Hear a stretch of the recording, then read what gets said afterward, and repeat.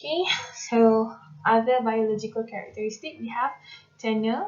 Tenure is a good predictor of employee productivity. Tenure is actually the what we call the period of time that you are working with. Okay, tenure. And then we have religion. Yes, religion is one of the biographical characteristic. I remember this story. Muslim parents give birth to a baby. However, that baby is not confirmed to be a Muslim. So, religion is actually a biographical characteristic. Same goes when a Christian parents give birth to a baby, but the baby can become Muslim. So, even in Islam, we are taught to respect other religion, and yes, we should treat them equally because Islam is about peace. So when you become a manager, you need to respect the religion.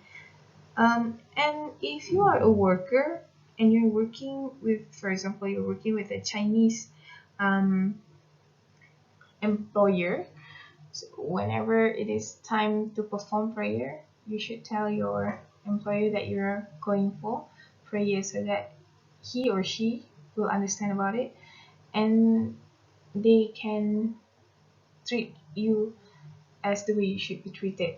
Okay, because sometimes maybe they don't understand because you did not explain, so you don't expect them to know about your religion if you don't explain it to them. Okay, then we have sexual orientation and gender identity. Before this we have sex means male and female, but when we talk about sexual orientation and gender identity, um, Islam prohibits us to be LGBT, but LGBT nowadays have become very common in our society. So that is what it meant by sexual orientations and gender identity. Because nowadays, even if you are a transgender, you can still be working. I once saw a transgender working in Jekyll. I also saw a transgender working in the Summit USG, and I also saw a transgender working in the Sunway Ultra Mall. So I can see that the organizations had now given chance and open up to the transgender to also be working in the line same as the other gender. So the sexual orientation now had received recognitions. Okay, however, as I mentioned earlier, Islam prohibits us to be in the LGBT or to support the LGBT. So you know what you should and you shouldn't do. It's just in a matter of education purposes. You need to know that sexual orientations and gender identity is one of a biographical characteristic. Okay, and then we have cultural identity. Cultural identity is for representing your culture. Okay, for example, that you are wearing baju kurung, baju kebaya, or you're wearing cheongsam. So you have to respect individual with cultural identities, but you also must respect the law. For example, that even though baju kebaya is one of the traditional wear for um, women, Malay women, however, you should know the etiquette when you're going to the ministry office. You cannot wear such things. So you need to respect others so that others can respect you. Okay. Okay, now in defining intellectual ability and how is that relevant to OP? Do you know what is intellectual ability? Well, if we're talking about ability, ability is an individual's current capacity to perform various tasks in job. So there are two types of it, intellectual and physical abilities. Intellectual abilities the abilities to perform mental activities. For example, thinking, reasoning, problem solving, decision making. What else?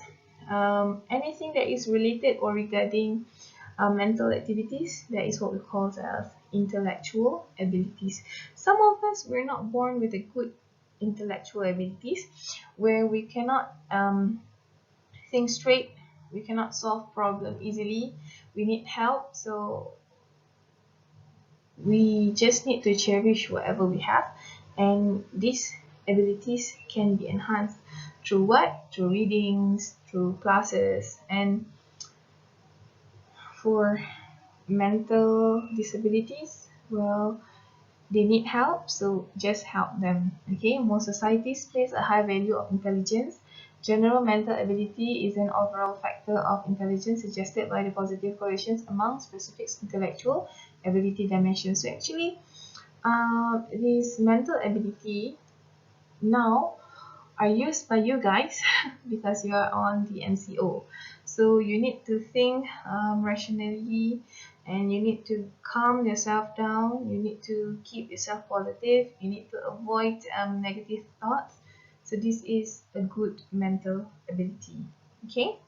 So how is it relevant to organizational behavior? So when you have a good intellectual abilities, this will help you in the working environment, so not to overthink, not to become stressed with your working environment.